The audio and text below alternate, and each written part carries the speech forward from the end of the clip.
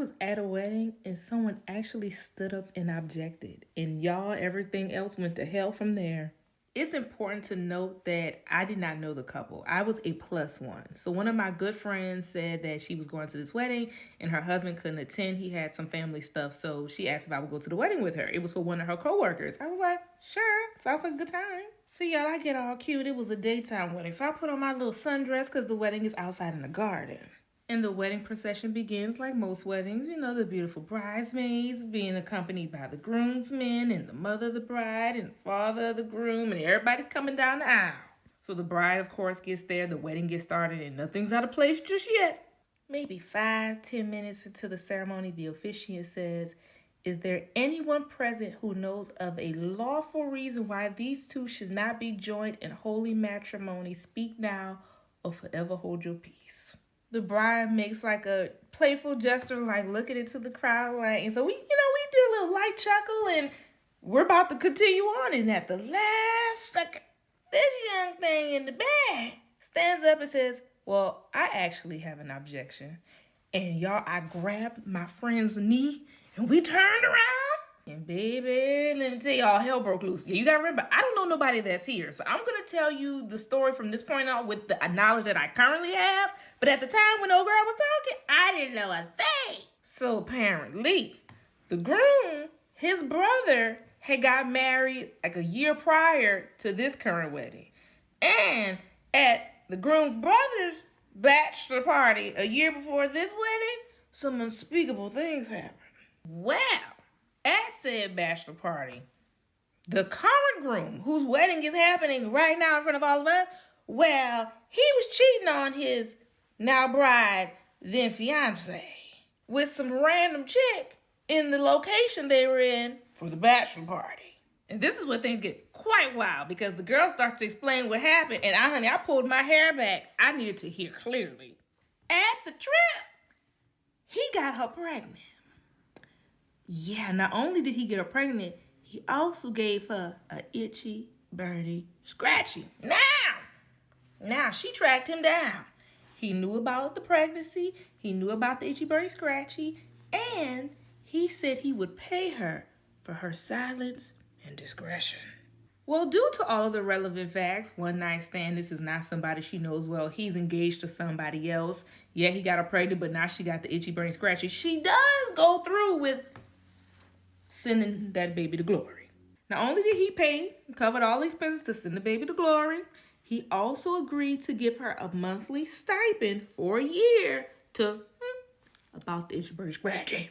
Well, somewhere along the way, he forgot about this man and stopped sending her payments. You know, he living high on the hog, paying for the wedding, this and that, open bar, and I guess he stopped sending this girl her money. Well, said girl is here today at the wedding. So all you hear in the audience is, "Oh my God, what did she say? You heard that? Oh my God, the bride is crying. Is it true?" So yeah, the wedding takes a intermission. The bride scurries off with her bridesmaids, her mama, and most of all the people that's in the first couple rows on the bride side. And I'm just sitting there on the groom side like, oh shit, I don't want to be on this side. Girl, where you got me at? My friend is shoo-shooing with her other co-workers because they know these people. And I'm just like, what the hell is going on?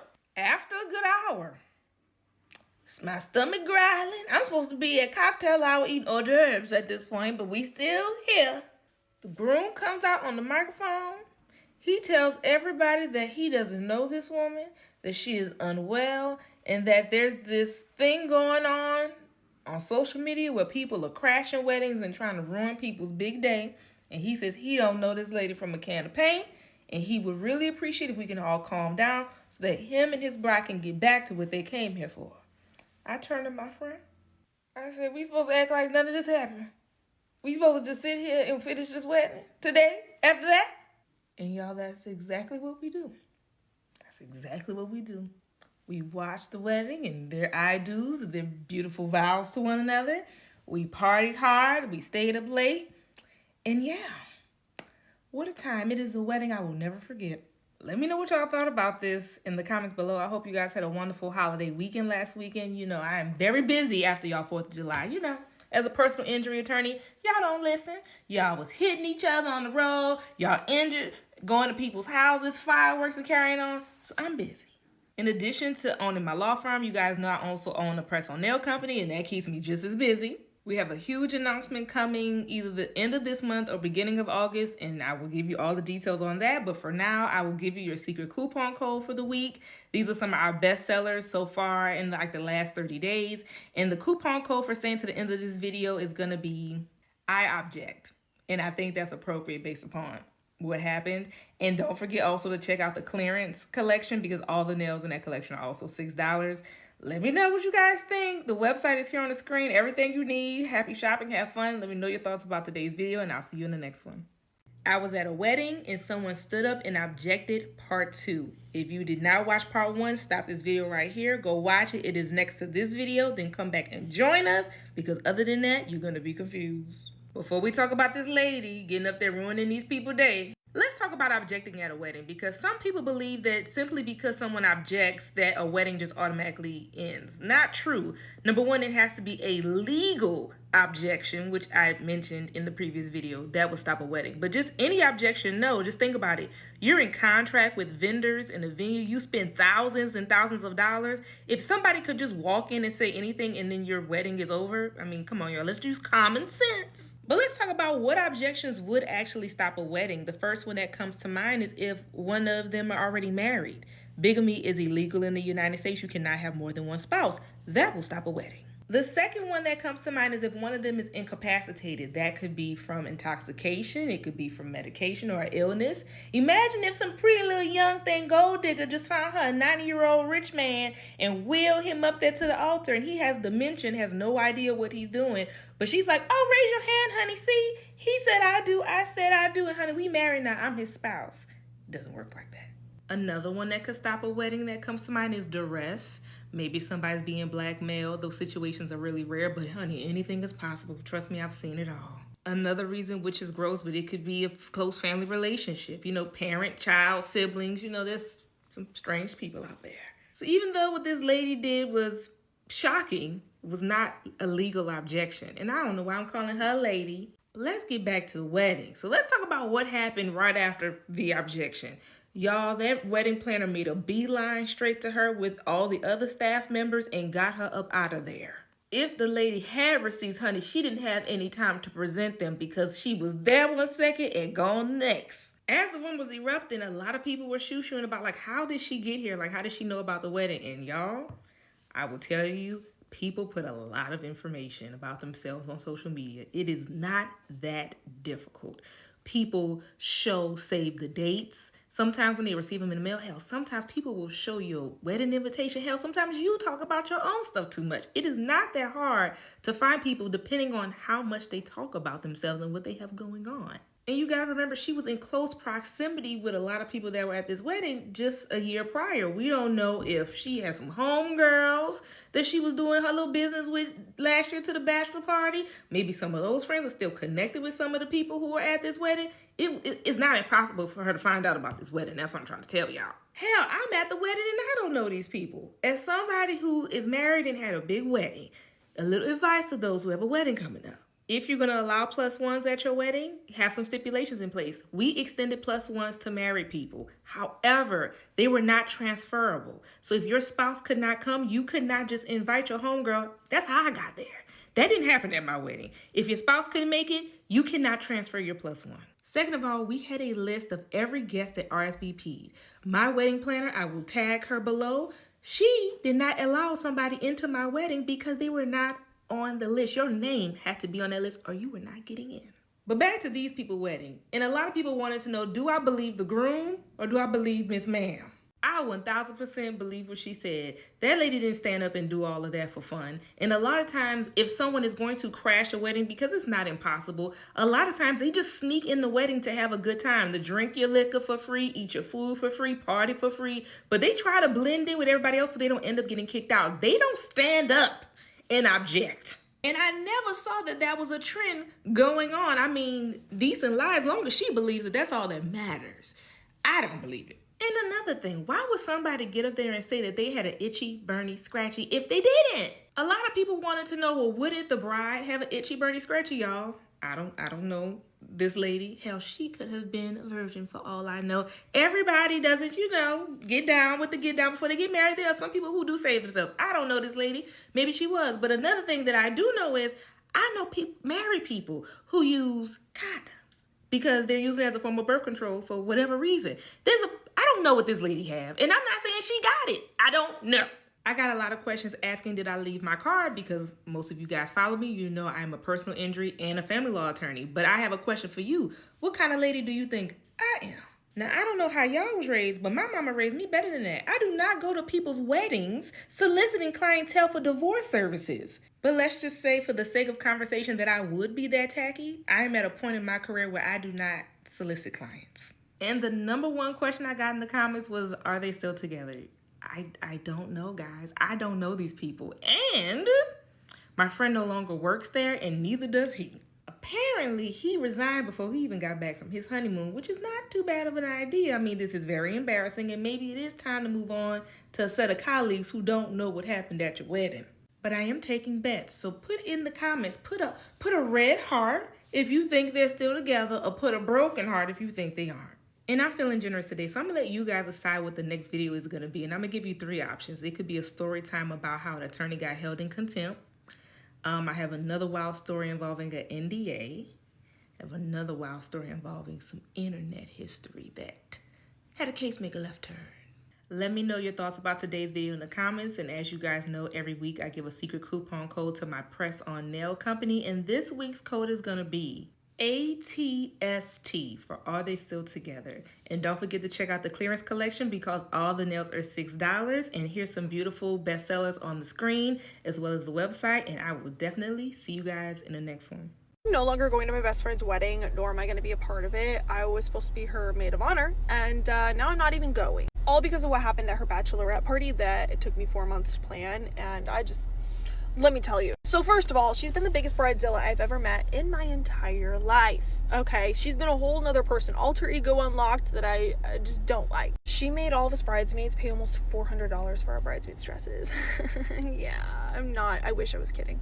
I wish I was exaggerating. I'm not. And they were these basic dresses that should not have cost that much money. And one of the other bridesmaids literally said that she was going to go get another dress that was similar to it, just a different, it has a different material basically, but she couldn't afford the $400 dress. Okay. And me being the maid of honor, I told her that's fine. Go get the other one you can afford. That's totally fine. Well, when my best friend, the bride, found out, she told her that if she didn't return the other dress and get the one that she wanted, she was out of the wedding. So what did the bridesmaids do?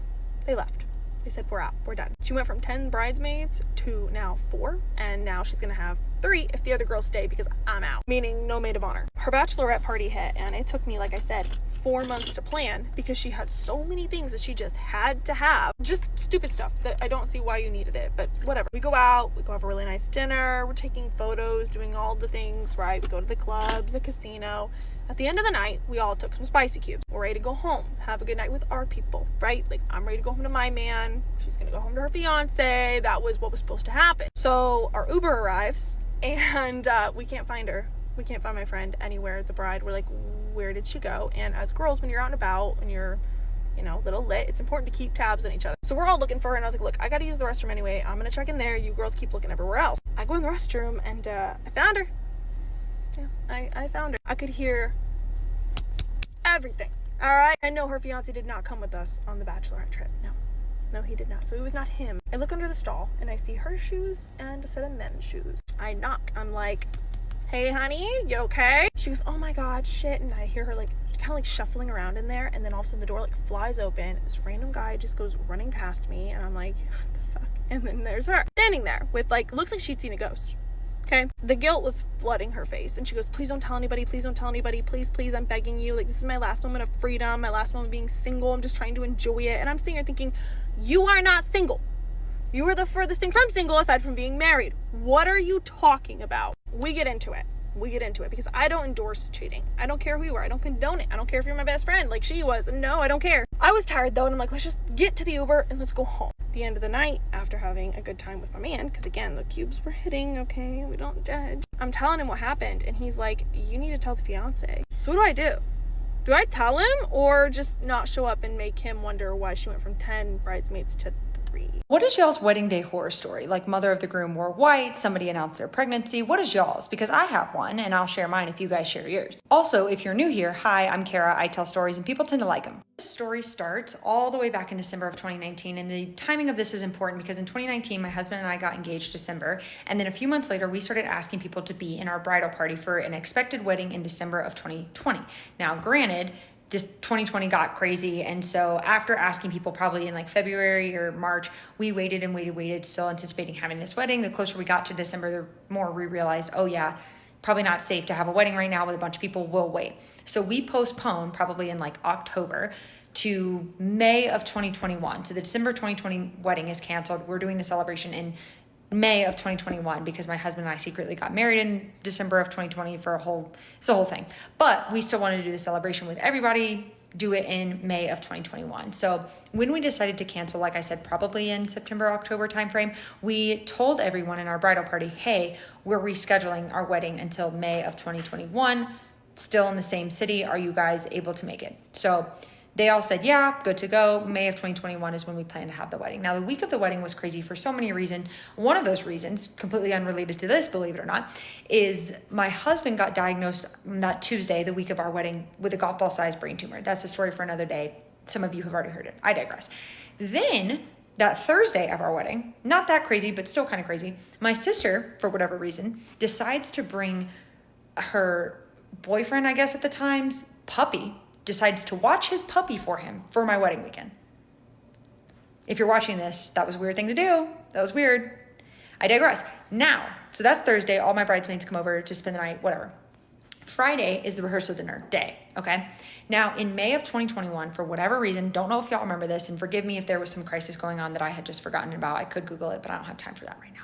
So May of 2021, there was a huge gas shortage. Don't know why, but a huge gas shortage. Now, mind you, I had bridal parties coming from out of town. A lot of them, actually every single one of them were out of town. So that obviously created some issues logistically getting there. But the furthest people were New York and Georgia. My bridesmaid in New York, a groomsman in Georgia. Now the girl from New York, my bridesmaid from New York, called me and was like, hey, I'm having trouble finding gas. I might try to find a flight tomorrow morning. I don't know what I'm going to do, but I'm going to figure it out. I said, okay, you do whatever you need to do. This is not anybody's fault. Like, you're totally fine. The groomsman said, hey, I'm going to have some trouble getting there. I might not be there till tomorrow morning, like day of the wedding. We said, okay, bet. New York to North Carolina, okay? That's a lot of miles. She made it for the rehearsal dinner. She made it totally fine.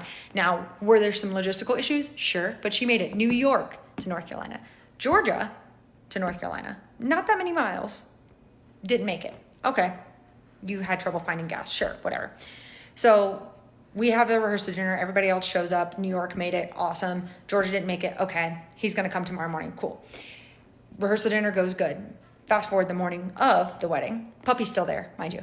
Morning of the wedding, Georgia calls and he says to my husband, hey, I'm not going to make it. My husband was like, are you okay? Like, did you get stuck somewhere? Did you run out of gas? Like, were you not able to find gas? Are you okay? Like, what's happening? Are you sick? Is everybody okay? He says, yeah. Now, mind you, he had called another groomsman and talked through this with him. And that groomsman told him, yeah, you need to call the groom. You should call him. This is important things to talk about. So Georgia calls my husband and says, yeah, I'm not coming. My husband's asking all these questions. He's like, oh, it's actually my girlfriend's graduation today. Girlfriend of like 3 months at this point. And I really need to be there. Like, I really want to be there for her college graduation. So important, sure. My husband was like, okay, cool beans. Cool. Now, here's the whole thing about it. Did you not know this girl? Now, you've only been dating her for a few months, I think. Did you not know she was graduating? Did you not know that date in advance? When you met her, was she not a senior in college? And did you not think that when you decided to start dating her and you knew this date or it got a little bit serious to then call us and say, I'm so sorry, I really want to be there for this. Like, I'm in love with this girl. I want to be there for her graduation. Now, would that have pissed me off? Sure. Would it have pissed me off less to tell me 3 months in advance versus the day of our wedding? Definitely. And to his defense, I guess, I got so upset because I knew my husband had just gotten diagnosed with a brain tumor. And this is one of the most important days of his life. Even if he wasn't actually getting married, we were already married at that point. So like, I took it to heart way more than he did. My feelings were so hurt for him because you're his friend and you're going to do that. That's crazy for a girl that you just met. Crazy. And I knew all this background information. Granted, that man did not know that. Georgia did not know that he had a brain tumor. But even if he didn't, the morning of, that's crazy work for a girl that you just met. Wild. Anyways, so that's that story. So a little bit of horror stories mixed in there. Hope you enjoyed that. Moral of this story is, I actually don't know, because now they're married. So it worked out.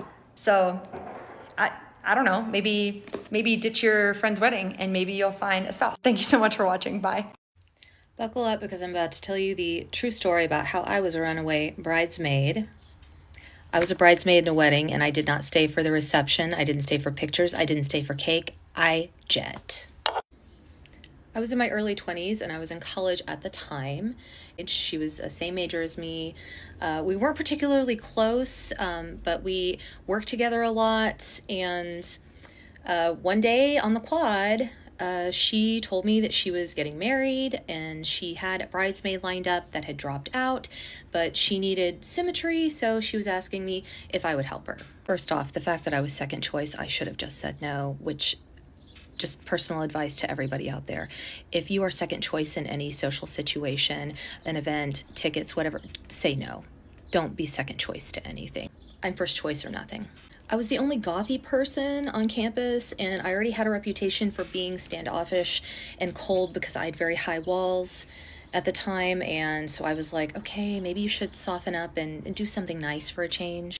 So my dumbass said yes. So from the very beginning, there were issues. She wanted us all to wear a backless gown, and I was a double D at the time, so I had side boob in that dress, the original pattern. Luckily, the woman that was working on the dresses worked in the costume shop at the university with me. So she sympathized with me. We were able to alter the pattern just enough to where I was covered. And we also inserted a shelf bra. I still had to duct tape my boobs in the end, and that was not fun at all. The bachelorette party. We went to Deep Ellum, Dallas for the bachelorette party. And it turned out only 3 of us ended up going because no one else had time or wanted to go. And no one wanted to drive. She was the bride. She insisted on not driving. She's like, I'm the bride. I should not have to drive. The one other girl that was with us is like, I'm not familiar with Dallas, so I end up driving the whole way. And I hate driving in Dallas. It's nothing against people in Texas, but people in Texas don't even like driving in Dallas, so I'm not alone here. We had to get back really quickly for the rehearsal dinner, so I ended up having to take the car back and not her. So when I returned it, we had gone over in mileage, and guess who had to pay for that shit? By the time we get to the rehearsal dinner, I am exhausted. I am in survival mode. And the wedding was held at this humble little ranch in the middle of nowhere. It was kind of cute, but they were getting married in a field, and it was hot, and there were bugs biting me, and I was sweaty and gross, and I was like, man, I can't wait to get home so I can recharge, reset my batteries, and prepare myself to get this ceremony over with, get the reception over with, and I can take my ass home. I couldn't wait. Well, to my horror, after all of the guests from the rehearsal leave, I go to the house, and some of the other bridesmaids are unpacking their overnight bags, and I'm gathering my stuff to leave, and they're all looking at me, and they're like, well, aren't you staying the night? I'm like, no. And they're like, well, we were all staying the night, so we could all stay here and work on the centerpieces. I didn't know anything about this shit. No one said anything about this to me. No one asked me if I wanted to do it. This is stuff that we should have done weeks ago, but it was never brought up. Well, I make it clear I'm not staying, and they're like, well, you better go get with her because she's at the gate right now, and we think she's gonna lock it. I race outside, and I get in my car, and I can see her at the gate. And I get in my car, and I go up the dirt road to the gate right when she locks the padlock. And I look at the other side of the gate, and I see a truck full of men driving off. And she turns to look at me, and I'm like, unlock the gate so I can go home.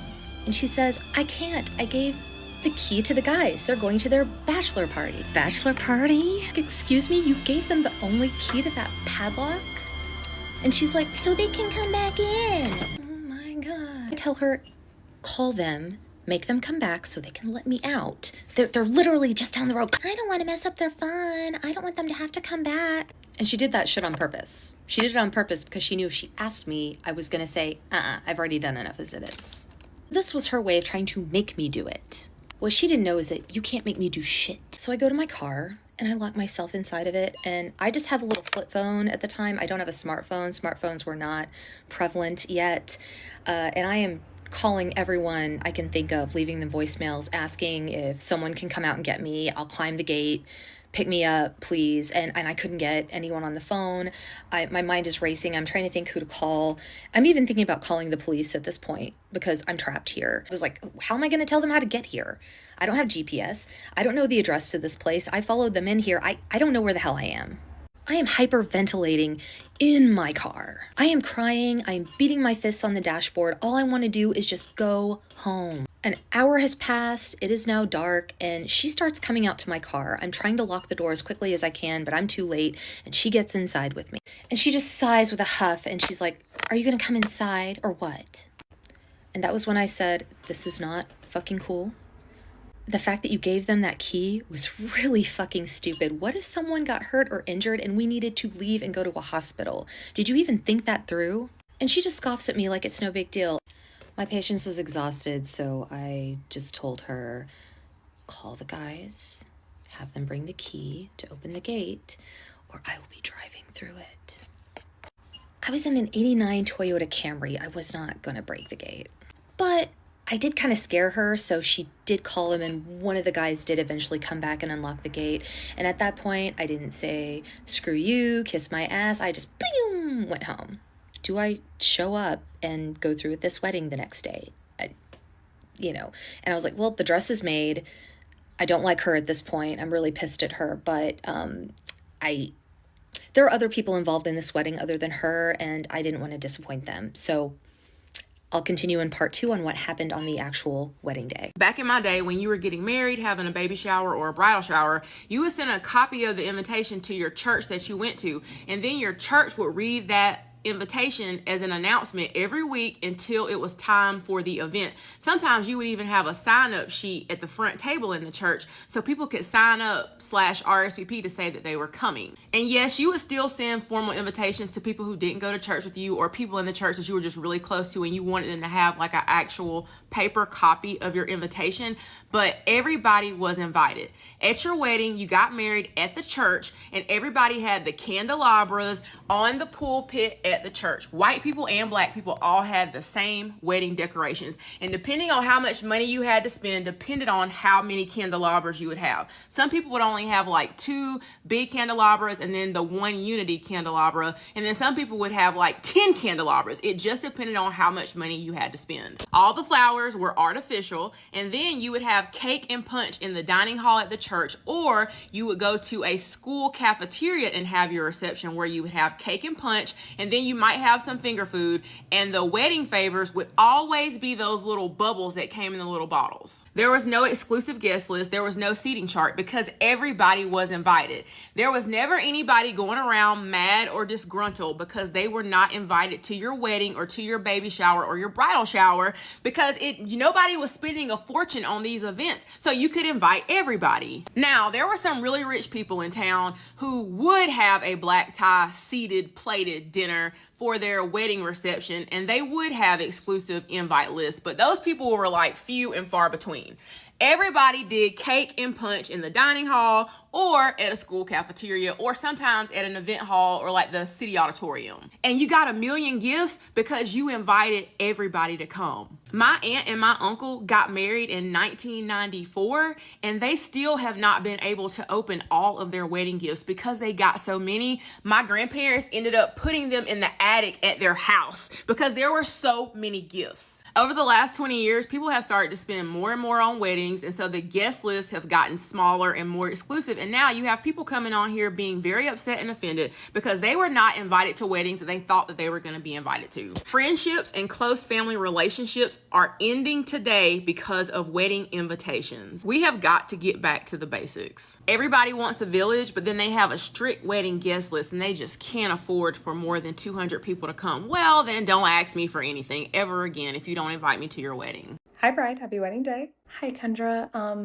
I'm so sorry. I know that you know my mom already. You guys are very well acquainted since she's already done 2 trials with you. I just want to let you know that she's kind of on one today, so I just want to apologize in advance. You're totally fine. It's gonna be okay. I will go ahead and get set up.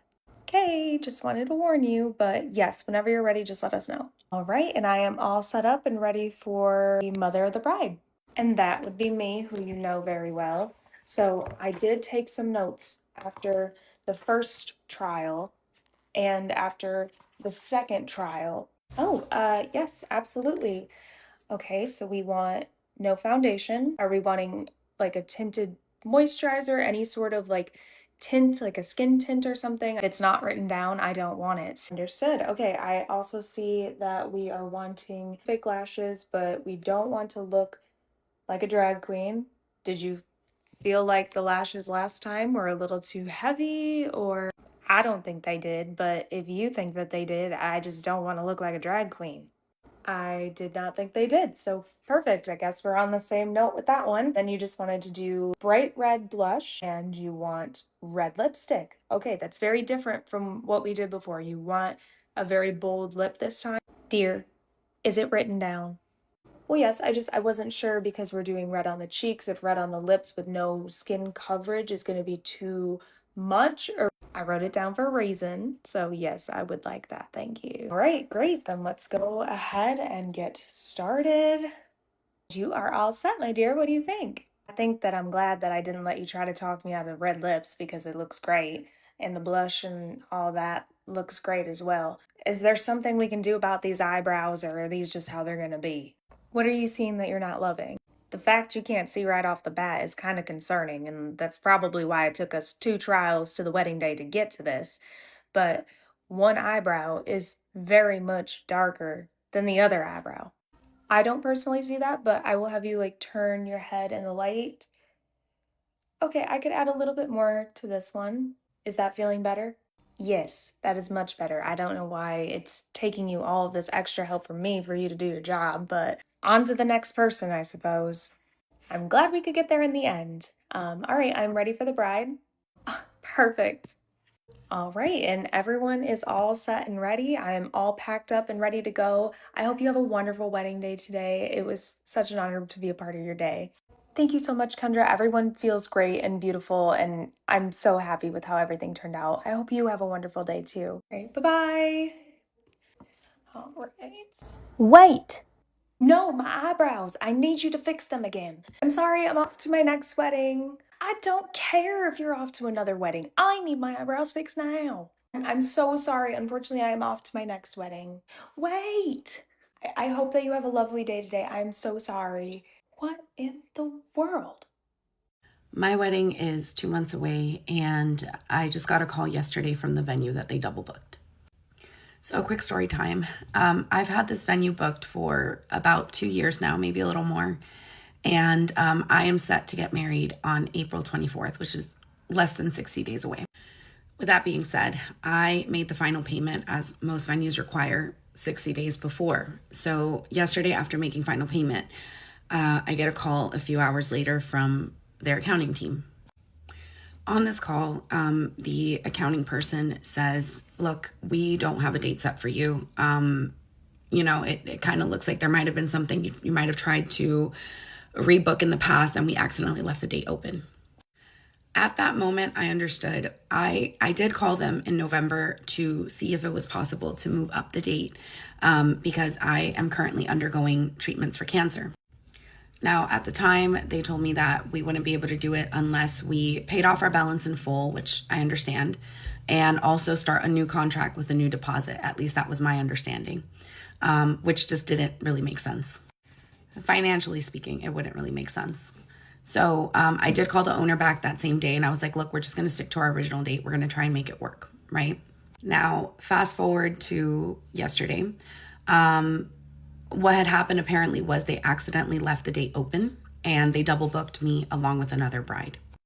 So of course I am completely distraught because how does this happen, right? And to be completely fair, the owner doesn't really understand how it happened either. Like, he was incredibly sympathetic. He really felt bad for the situation. So unfortunately, I am in a situation now where just 2 months before what's set to be my wedding date, I am looking for a new venue, new vendors, just pretty much starting from scratch. And so if anyone knows of any venues, has any ideas, any suggestions, I am open to everything. Because at this point, my invitations are sent out. I have family traveling from all over, but sharing my story in hopes that somebody can help me figure something out. This is going to be a story time of everything that went wrong in my wedding in chronological order. And I think that's important because it should show you why these little things were really starting to bother me after they were piling on top of each other. I have a list that I sent to the owner of the wedding planning company that I worked with. I should say they were just a day of coordinators, but there was a lot of meetings that were happening or supposed to happen with the vendors leading up to the wedding. So I'm not saying that I'm blaming anyone in particular, but while getting ready, I looked outside and saw the pedestal flowers had been set up at the wrong end of the aisle. My sweet content creator ran outside and told them to fix that, which not her job. Love her for that. No big deal. I'm like, whatever, we fixed it, who cares? I had the most perfect ceremony ever. It could not have gone better. I absolutely loved every second of it. That was the happiest moment of my life. But the recessional, right after we said I do, this is where I really started to get annoyed. First of all, when the officiant says you may now kiss the bride, that's when the music is like immediately supposed to start playing. That didn't happen. We were just awkwardly standing there. We kissed a second time because we didn't know what to do. And not a big deal. Everybody was cheering. Like, I really did not care about that. We started walking down the aisle, and then we're basically almost down the aisle and the music still hadn't started to play. I'm like, that's really weird. But again, I'm like so happy. Like, I just wasn't really caring about that. We had hired a violinist for the ceremony and cocktail hour. We specifically asked for 21 questions, instrumental only to play as we were walking down the aisle and as our family and wedding party was recessing down the aisle.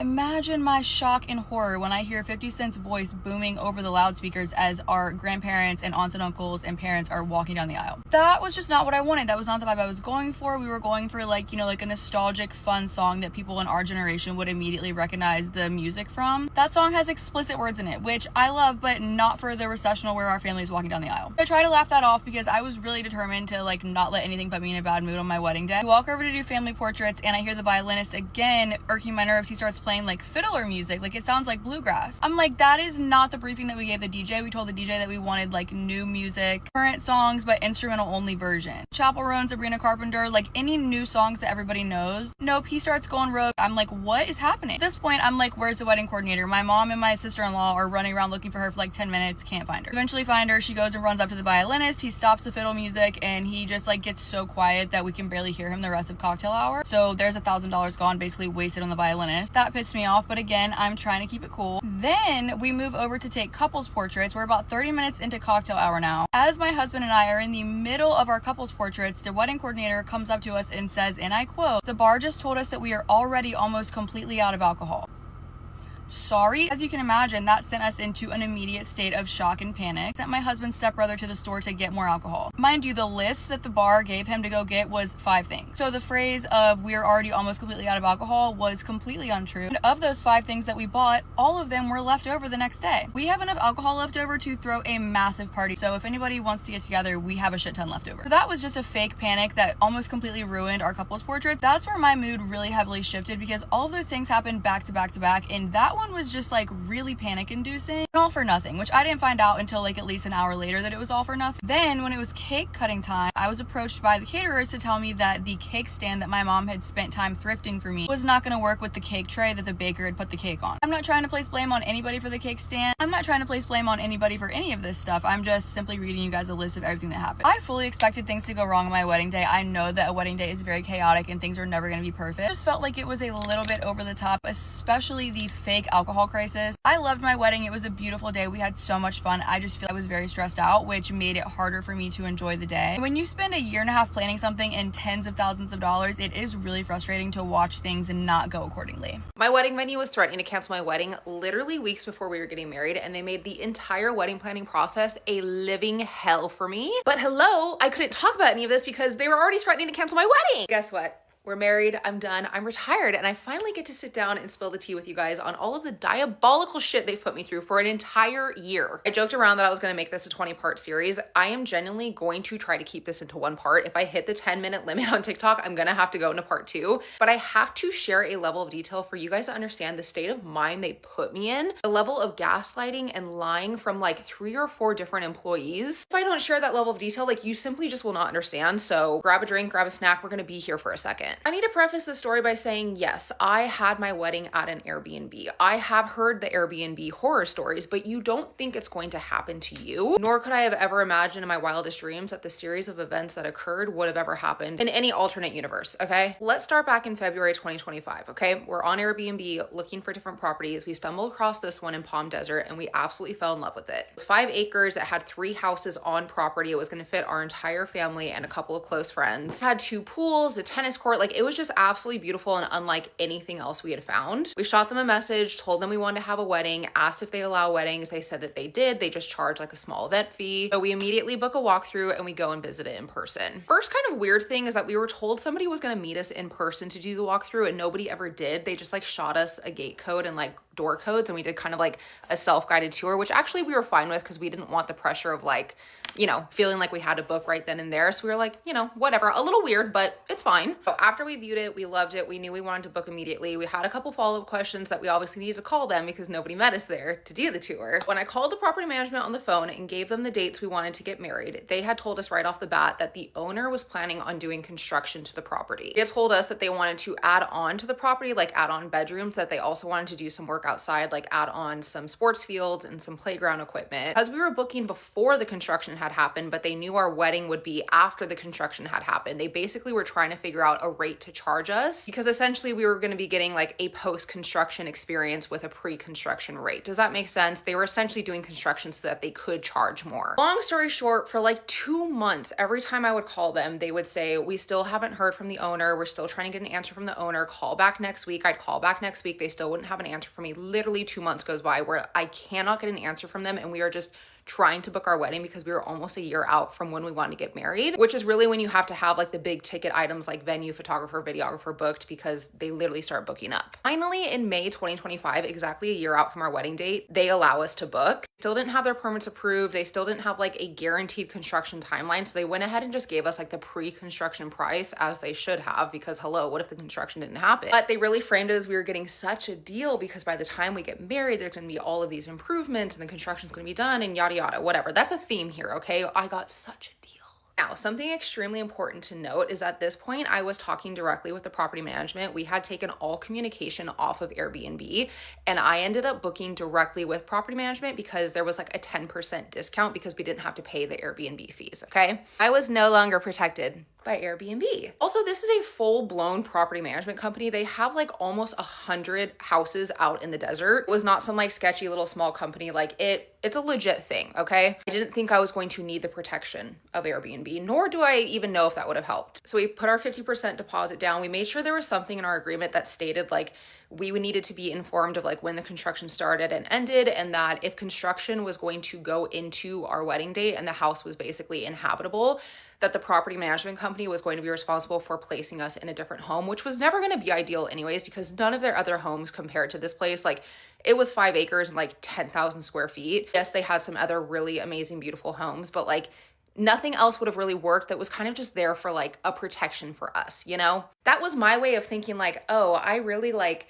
found a loophole in making sure this Airbnb wedding really happens. Now, when I booked, they informed me that they had a referral program that basically was if I refer anybody to book one of their properties, that person would get 10% off of their booking and I was going to get like 8% of my booking back, which is actually a lot of money when your booking is $8,000. Like 8% back of $8,000 is a good amount of money. I was like, oh, that's amazing. Like I post content online. Like I really think a lot of people are going to be interested. I'll probably have a pretty large influx of people interested in this property. Like what is the best way for us to go about this referral program? So I'm not like completely inundating you guys, but that we can like keep track of who I'm like handing off to you. So they were like, oh my gosh, no problem. Like all you have to do, shoot us a text with somebody's name, their phone number, their email. We're going to create an account for them. We're going to mark in their account that you are their referral so that at any point in the future, if they decide to book, we will know to give them their discount and we will know to give you your discount. And I was like, great, this sounds amazing. Literally the second I booked, secured our dates, put down our deposit, I posted a video that is currently sitting at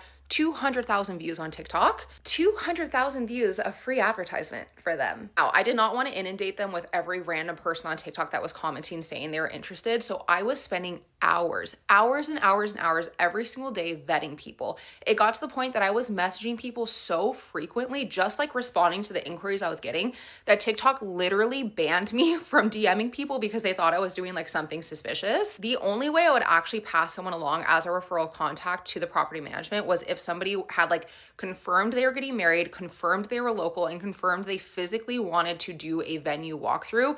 Then I would pass along their info so that I was not sending them like literally hundreds of names a day. But even with vetting people, I sent them like dozens and dozens of names and spent all of the time. Yes, I was trying to get money back too, but that was also me handing off lots of free customers to them. So from about May to September, everything was business as usual. I have no complaints. I didn't really need them for anything. They didn't really need me for anything. It was kind of quiet. I was just like, you know, doing wedding planning in the background. On September 24th, I'm going through and sending them a couple more referrals, and I get this text back from them. It says, just an FYI, for that location, we are no longer accepting new reservations. The owners are doing a major overhaul of the property and wanted us to not take any reservations until they're finished sometime in 2026. In which I respond, thank you so much for letting me know. Is this going to interfere with our current booking in May? Left on red. That was the first time in this wedding planning process that I really shit myself, because I'm like, how are you going to drop that bomb on me and then just leave me on red when I asked for reassurance, like, hey, like, we're good, right? Like, this isn't going to interfere with our booking. Why would you leave me on red? Something you're going to notice here is this was a theme, okay? Anytime I needed any type of critical information, no response, zero response, ghosted, phone number, email, texting, doesn't matter. I would not get a response from them. Finally somehow got them on the phone in early October, which was like, again, literally an Olympic event. When I got them on the phone, they didn't really have any new information for me besides like, yeah, business as usual, we're starting construction, you should be fine, is what I kept getting. You should be fine. We scheduled another walkthrough for October 5th because we had to finalize some stuff with rentals. And I was like, great, good to go, nothing to worry about. And on October 15th, I received this DM from a random girl on TikTok. It says, hi Britt, I reached out to the company that manages the house you're getting married in, which I was also hoping to rent myself. But they said the owners are going to begin self-managing around January or February. Have you heard about this? Do you maybe have the contact info for the owners? Could you share? Thank you in advance. Why am I finding out this information from a girl on TikTok and not from the place that I have literally booked this venue through? This was now the second time I'd shit myself in the wedding planning process, because let me just explain this to you. Every single written, verbal, any type of agreement I had for this venue was through the property management. So if the owners, and there was quite literally something in our agreement that said if the owner sold the house or if the owners stopped working with the property management, essentially all of my agreements were null and void. The owner did not need to keep my booking. The owner did not need to honor the price they gave me. My referrals, the dozens and dozens of people I had already sent over to them, that was an agreement with the property management. This was a very big deal. Again, why am I finding out about this from a random girl on TikTok? Now we're 7 months out from our wedding. I'm freaking out. I try calling them. Do I get an answer? Of course not. So I send them this text message. I was just told by someone that I referred over to you guys for the blank property will no longer be managed with you guys and will be turned over to the owners. I was hoping I could get some additional information from you since we have this booked for our wedding and I have already paid 50%. I would also like to find out about the referrals I've sent over, and if that will still be honored, any information would be appreciated. In which they say, right now they've asked us to not take any more reservations and they are upgrading the property and are planning on honoring any existing reservation. They plan to take over management once they're finished upgrading. Then I say, have any of the referrals I've sent over made bookings? Left on red. This was in October. You can see my next text to them was in December. They literally just never got back to me. Again, anytime I needed some type of like accountability or answer from them, like he had just texted me. I texted him back 30 seconds later and all of a sudden I can't get a response because now I'm asking about the referrals I've sent them. All right, guys, this is going to be a lot more parts than I anticipated, but I'm at time. Wow, what an offer. Let me sleep on it though. I got my wedding makeup done by Paris Hilton's makeup artist for my wedding, and I hated it. My husband and I eloped in Vegas, and since we were going to Vegas, I'm like, let's look up some Vegas makeup artists. And I'm a makeup artist, so it was really a heavy debate between me doing my makeup or not. And Zach was like, treat yourself, have someone else do it. It'll be like this luxury experience. So I was searching around online trying to find makeup artists in Vegas that had like some sort of a presence, like maybe a celebrity makeup artist or what have you.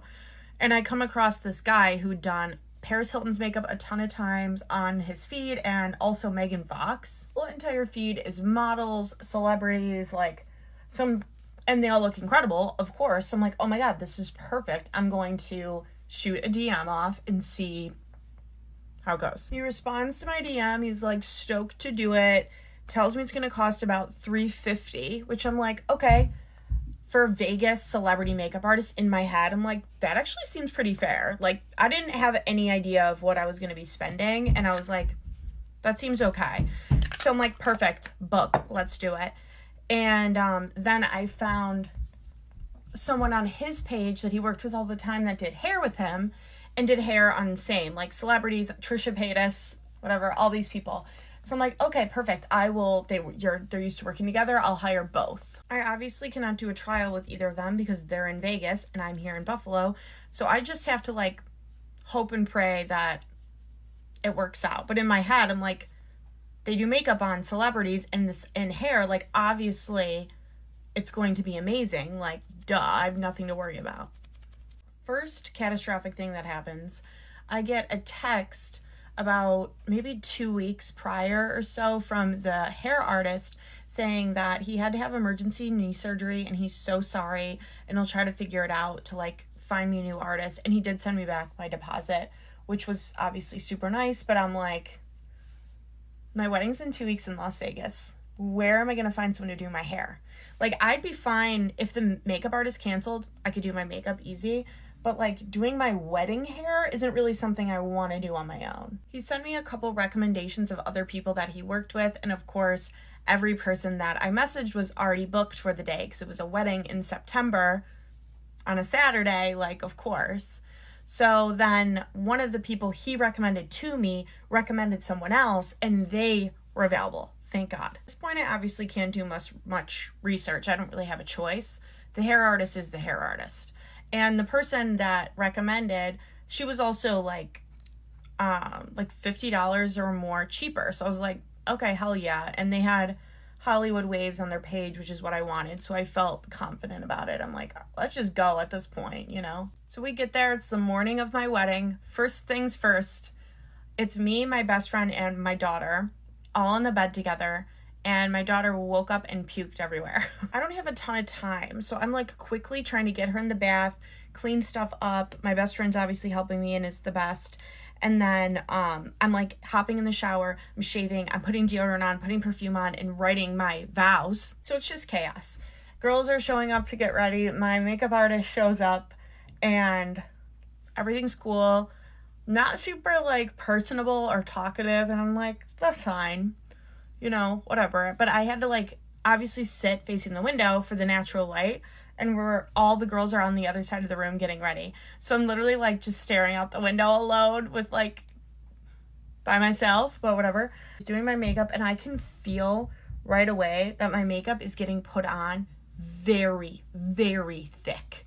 Like using a brush instead of a sponge, fine. I know a lot of artists do that, but I could feel that it was a paddle brush and just shellacking it on my face like I was a house being painted.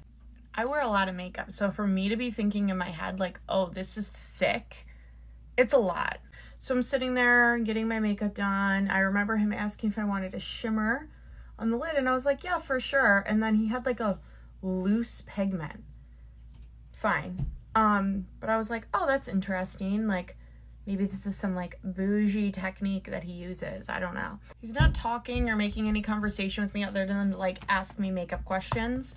And then finally we're done. He shows me the mirror and my heart sank into my ass. I'm a makeup artist, so I know like you're not don't lie to your makeup artist. Tell them if you don't like it. But like I had no time. I've been getting my hair and makeup done for like 2 hours already at this point, and my hair still wasn't done, which is totally fine. Loved my hair artist, by the way. I'll try and link her Instagram below for you guys. She did a phenomenal job.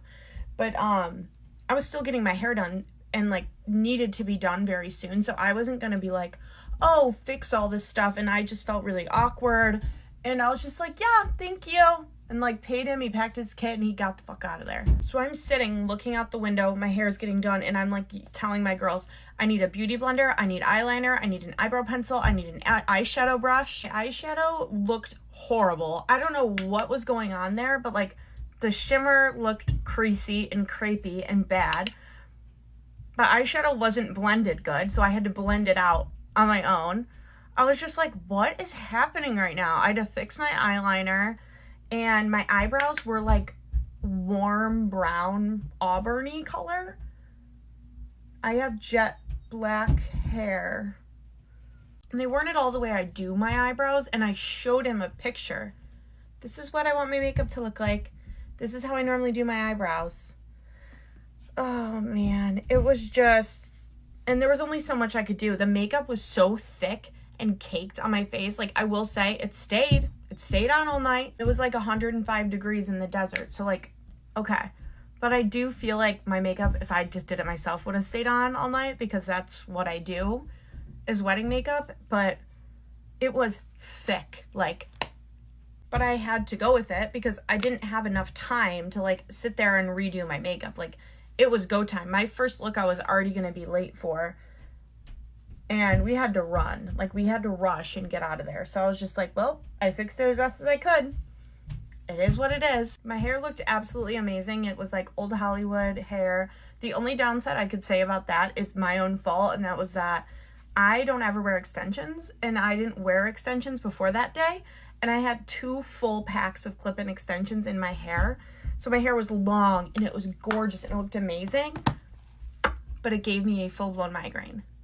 After the ceremony, on the way back in the shuttle bus or whatever, I had such a bad migraine. I like couldn't see and felt nauseous, like extremely nauseous. And so I pulled all my extensions out of my hair and put them in a Ziploc bag, where they still are to this day. No shade literally at all to the girl who did my hair. She did an incredible job. It was me, like, being tender-headed and have never experienced extensions before. Like, I had no idea that was gonna happen. A little cherry on top of all of this as well is that my dress didn't end up fitting right. My dress story is another whole thing. If you want to hear about what happened with my wedding dress, I'll make another video because this one's already super duper long. What I chalked it up to for the makeup artist is I'm assuming, one, he did not know what to do with my pale skin. Like, I'm sure that doing models and celebrities makeup, everybody has a spray tan or a real tan. And I was super pale because I am super pale. And that's just who I am. So I think that that threw him through a loop. Like, for color theory and tones, I think he was just like, oh, I've never seen someone this pale in my life. And I also think that celebrity makeup artists are not used to working on someone's face that moves. Because I don't have Botox or filler or anything going on. You can put like all that makeup on someone whose face doesn't move because it doesn't cake up, maybe. But also, if their face is already perfect, why would you need to put that much on there? Also that. Maybe he saw all my like acne and my like acne scars and he was like, I've never experienced this in my life. I gotta really cake it on when you don't. My advice would be to always get a trial if you can. And speak up if you feel comfortable. If you get a trial and you don't like it, go somewhere else. That's the whole point of a trial. I'm a makeup artist. I would much rather have somebody tell me that it's just not their vibe and go with someone else than have me do it and then they don't like it. Like, that's a nightmare. Have a trial, speak your mind, and even if you think the makeup artist is going to be exactly what you wanted and more, it might not be. I was so looking forward to having that moment on my wedding day where I felt like the most beautiful I've ever looked in my entire life, and I did not feel like that at all. So that sucked, but whatever. The wedding day in general was amazing, and I'm very lucky and blessed to be married, but oof. I'm gonna go finish the rest of my makeup, but I hope you guys enjoyed this little story time video. I'm not trying to be negative or put anyone on blast, so I am not going to talk about who the artist is because that's not what I'm doing here. Love you guys so much. Thank you so much for watching, and I cannot wait to see you in the next one. Love you. Bye. Hi, so it's raining and I'm currently sitting in the car at school pickup waiting for my oldest son to finish school. So I thought I would do a really quick video, probably not that quick, on all the things that went wrong on my wedding day. Now, I had to literally text myself, oh, here, a list of things that happened on my work phone so I don't forget. But first and foremost, in the lead up to my wedding, not on the actual day, my mum got shingles. And my mum, I was raised by a single mother. She is both my parents.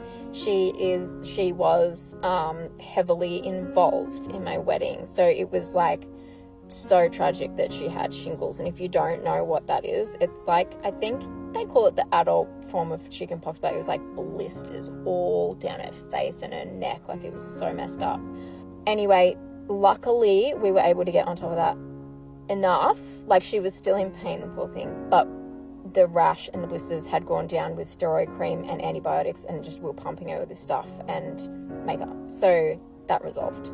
Now, to begin, before the wedding day, my best friend declined being my bridesmaid. And not only that, she declined being part of the wedding party and part of the wedding altogether. So she didn't come, and now we don't talk. Next, I had, I'm one of 7, and I have 3 half siblings, and one of my half sisters, who I only recently met for the first time, maybe 2 years ago, she was going to be a bridesmaid. However, she ended up not being a bridesmaid and not coming to the wedding at all, and we also no longer talk.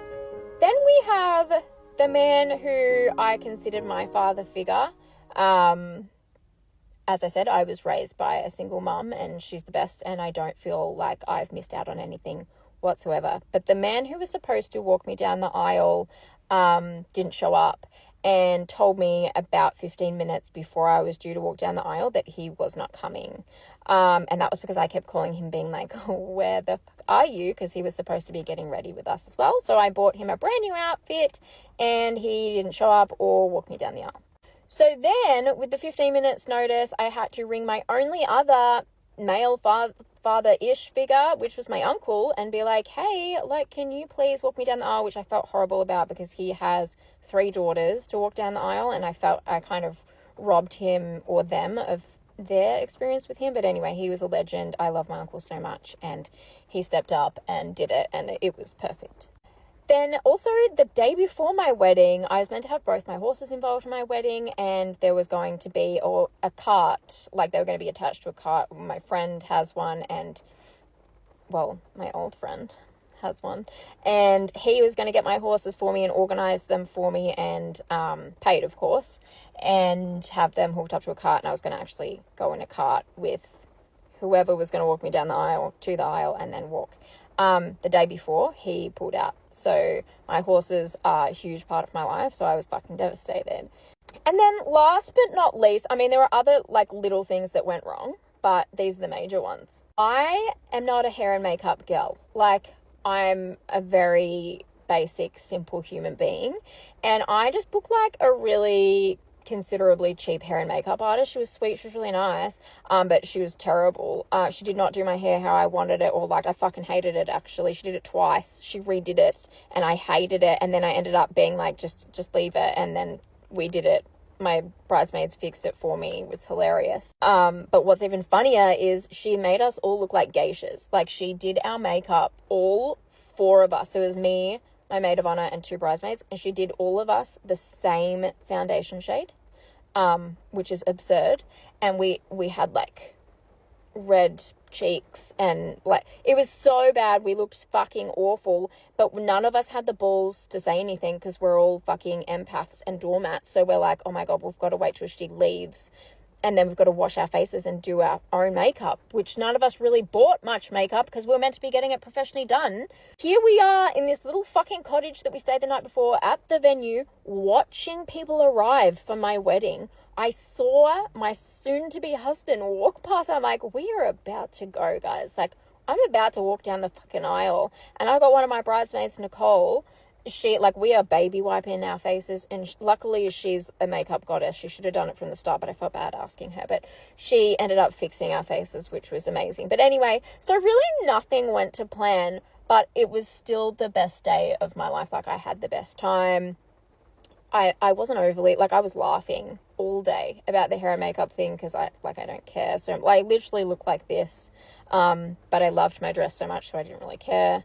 about anything else. But everything else kind of went to plan, I guess. But it was the best day, like from start to finish. I honestly, even though there was all these shit things, I wouldn't change anything. Did I cut those people off? Yes, I did. I just don't need any more shit in my life when I've already got a shit fucking dad and siblings, and I've got all these full siblings and whatever, and none of them came to my wedding. In fact, actually, one of them, my full brother, texted my half sister, the only sibling of mine, to come to the wedding. She flew interstate to come, and I love her so much. And he texted her that day or the day after, calling me a cunt and abusing her for coming to my wedding. So yeah, that's all the things that went wrong. Anyway, like I said, it was the best day. We had pizza and burgers and bourbon and whiskey and Taylor Swift. So like, what the hell else can you want?